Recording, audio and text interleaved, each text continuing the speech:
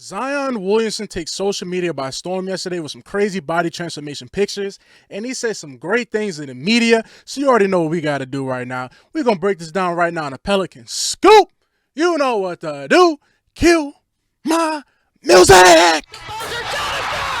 This is the Pelican Scoop with Jordan Kitchens, breaking down everything under the sun about your New Orleans Pelicans. Smash that like button, leave a comment, and subscribe to stay on top of your Pels content. Now, running point, here's Jordan. What is good, YouTube? Welcome back to another edition of the Pelican Scoop.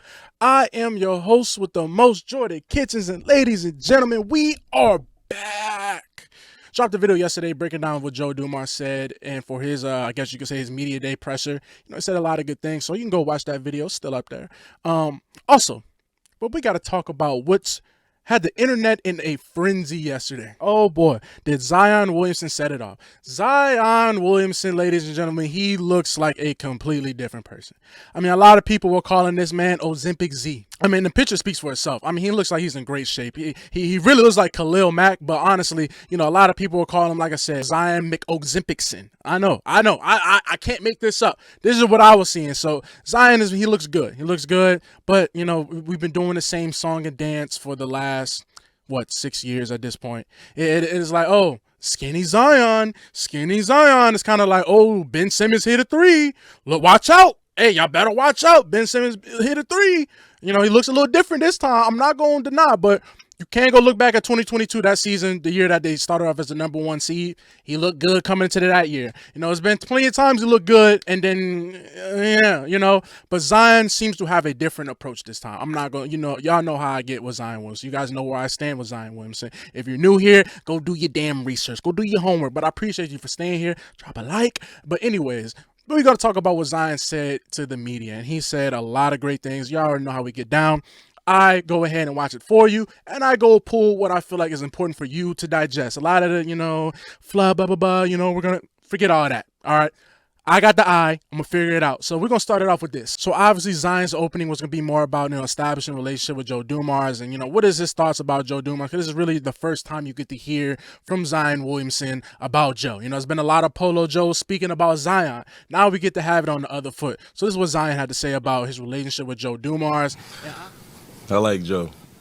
What you see is what you get. He's going to hold me accountable. And, as he holds me accountable, he's going to give me a lot of responsibilities as well, which I'm excited for and I look forward to. And, I know he's going to hold me to a really high standard. And if I slip up or anything, I know he's going to be right there to make sure get right back on path.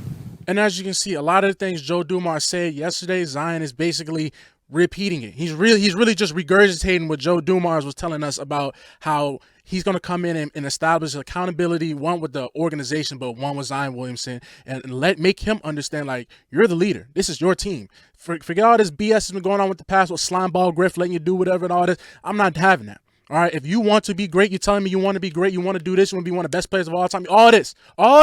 You say you want to do all this. Well, now you got to show me.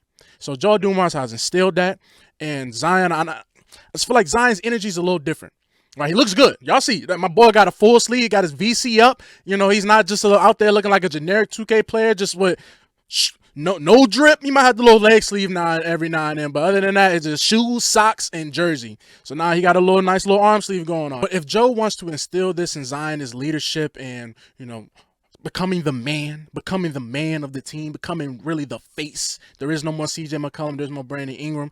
But it's not about Joe saying that and about Zion just, oh yeah. No, it's about embracing that role.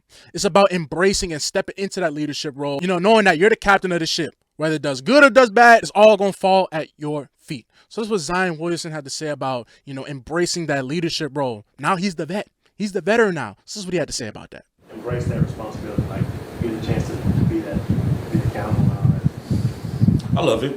I can't even lie to you. I love it. Like I said, me, Joe, Troy, we sat down and, we had some man-to-man conversations. They embraced me. And I just told them, no, I'm not going to let y'all down. If they believe in me that much, it was It helped a lot. It helped a lot that they really believed in me. And like I said, man-to-man conversations, they're going to hold me accountable. But with that accountability, they're giving me a lot of responsibilities, and I'm here for it. And this was so well said by Zion. Well, masterfully said. And what stands out to me the most is when he said that Troy and having Joe and Troy believe in him. That's all it really took, was just for them to come in and believe in him. You know, not trying to cast him aside, not trying to, you know, actually have, like you said, man-to-man conversations and see where we're at. And I think that's what Joe Dumars is really bringing to this organization that Slimeball Griff was not going to bring. One, accountability, because everybody's saying it. Between him, Trey, Poole, all of them have been saying it about accountability and stepping up. Joe Dumars is bringing that. Now, Griff, you know, he's going to, y'all know how Griff, we're not even going to keep talking about the dead. We're not even going to keep talking about him, okay? But it's just good to see that Zion, everybody's on the same page. And I can't say that this team has been on the same page for the last 6 years. Can't say that. Can't say that organizationally-wise and team-wise, because, you know, you have the front office, you got the players and the coaching staff. Can't say they have been on the same page. Now I feel like we're finally getting synergy going on. But it's early. This is all just, they got to still play. You still got 82 opportunities to prove everybody wrong. And Zion spoke about proving everybody wrong. And, you know, when the Pelicans get going, he's going out saying, like, when we get going, man, stay on that side. So what Zion Williamson had to say about that. By experts, by people that have watched how this team's been built by Joe and Troy over this summer. And for instance, Trey said that he's keeping the whole photo album dedicated to all the bad comments on his phone. So how are you viewing all that's being said about this team? And how do you feel about the composition of this team? I love the composition of this team. There was a time where I felt like Trey, where I kept tabs on it, kept notes on it. But nah, that's in the past for me. How I feel on it now, whatever you said at a certain time, when the time comes when we are in a certain position, you just got to stay over there. There's no coming over here, don't want validation. You don't even have to waste your time and say, oh, them guys really did it. I don't care. You just got to stay over there. Hey, and that's why I say this one might be a little different. This might be a little different this season. I know you still got 82.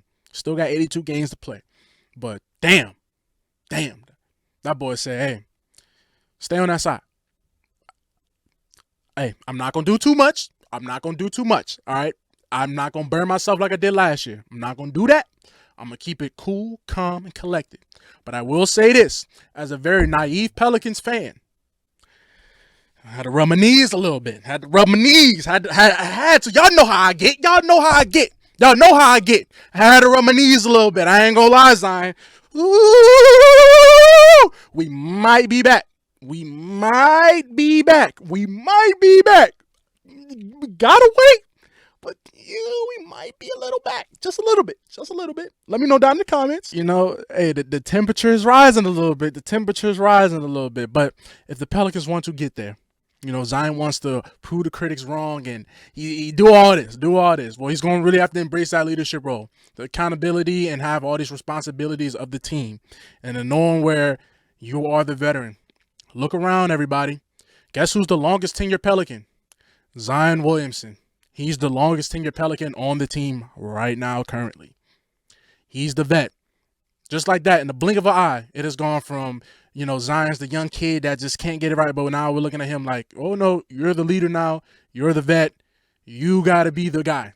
The NBA is crazy. Where a brother that is 25 years old, but he's got 6 to 7 years of experience on the job, is now the veteran of the team. And where you have no Brandon Ingram and no CJ McCollum for the first time in a long time. So how will Zion adapt to that new role and embracing that? Well, he spoke about that, about embracing becoming a veteran and, you know, leading the way, knowing you got two young rookies and you're the guy now. This is what Zion had to say about that.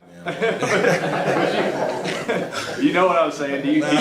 With those guys not here, and you have these two new rookies and guys like Trey who are obviously coming along, do you feel any pressure to be more of that vocal leader, to rally the troops when you guys are down, to not just do it with your ball, with your play, but also with on the sideline? Not at all. I don't feel any pressure, you know, to take on that role. And I have to thank the guys you named, you know, Brandon Ingram, CJ McCollum, Larry Nance, and just other vets that I had as I've been on my NBA journey, you know, and especially CJ. I got to give CJ a big shout on that. You know, CJ really put me on game to a lot of things, you know, watching how he carried himself, how he moved, when he spoke, and stuff like that. He really put me on game to a lot of things, so I feel like there's going to be no pressure on making that transition. So in the end, all in all, CJ McCollum saved the day at the end of the day. You brought CJ McCollum in to show Zion how to be a professional. You know, when CJ first got here, that was when Zion was away in like Oregon with the foot injury and nobody can get a hold of him. And CJ kind of put him on blast on national media. He was like, yeah, I haven't talked to Zion. I'm trying to reach out to him. He ain't hit me back, blah, blah, blah. JJ Redick came out before he was the head coach of the Lakers. This is back when he was on ESPN. He came out like, nah, man, you know, this is unexcusable by Zion, you know, when I was there and all this. So that kind of lit a fire on Zion. But honestly, that probably the best thing could have happened to him. You know, putting a guy like CJ McCollum, like a lot of guys feel indifferently about CJ McCollum. I respect CJ McCollum. You know, he had his ups and downs, but a lot of the time CJ McCollum was in positions where you didn't bring CJ McCollum in to be your number 2 guy. And it's played nice when CJ McCollum was your number 1 guy. That was never what CJ McCollum was here to do.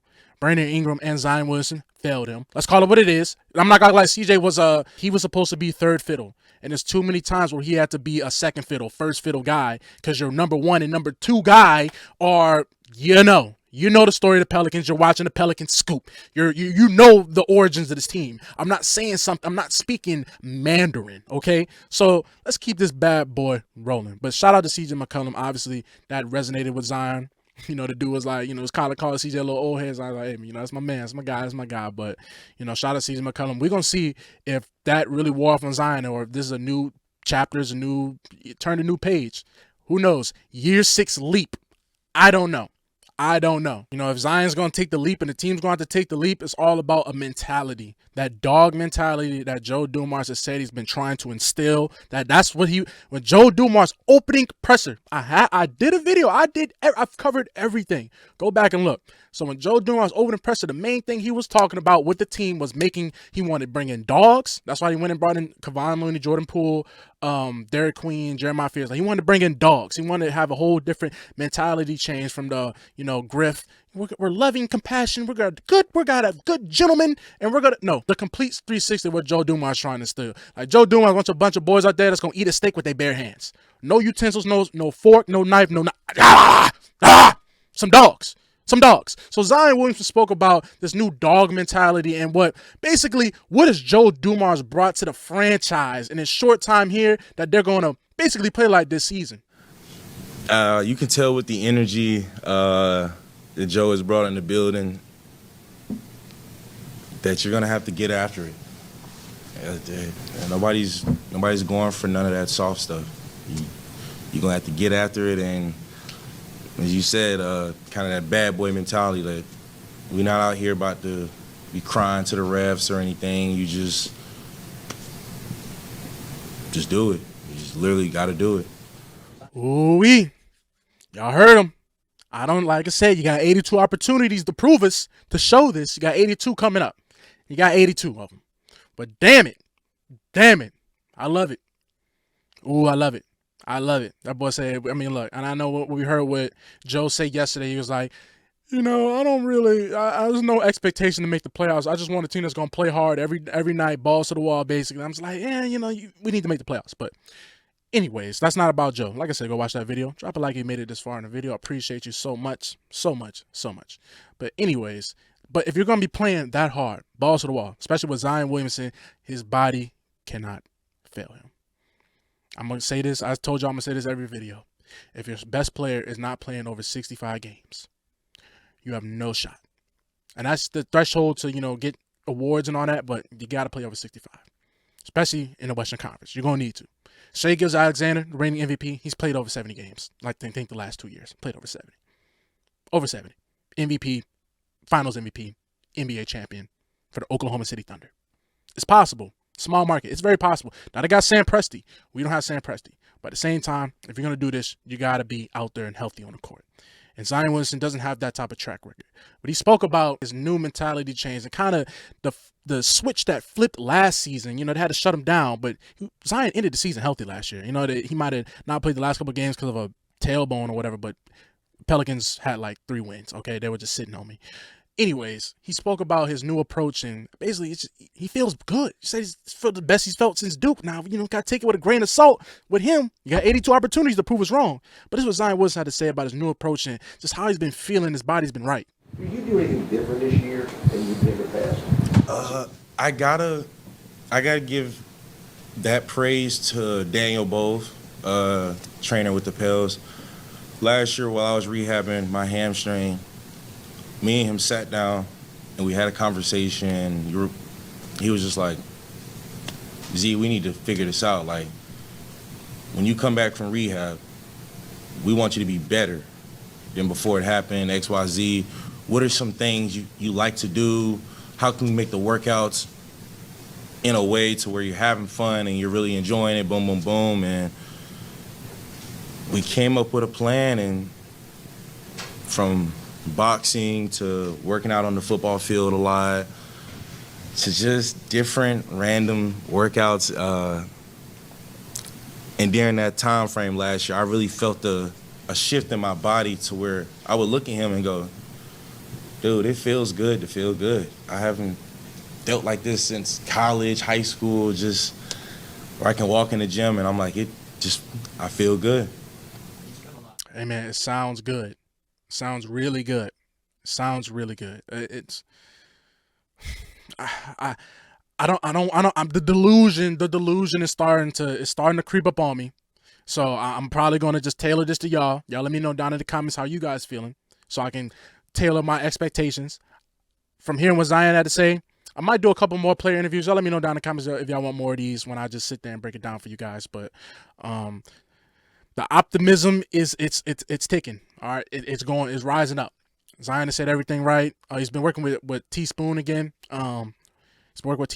Sees her as a big sister to him, so that's good that she's back in his circle, his corner. He needs that. He needs to hear that, right? You have that plus with the Joe Dumars. So I mean, y'all seen the pictures, man. He looks good. I just got 82 opportunities to show me. I just can't drink the Kool-Aid right now. Can't do it. Too many times I drunk the Kool-Aid, not enough sugar in it. Straight water, colored water. So right now, I will say optimism is rising. I know the delusional bug is trying to ding ding. It's like I got the devil on my shoulder. I got an angel on my shoulder. So that's where I'm at right now. But y'all let me know where you guys are at.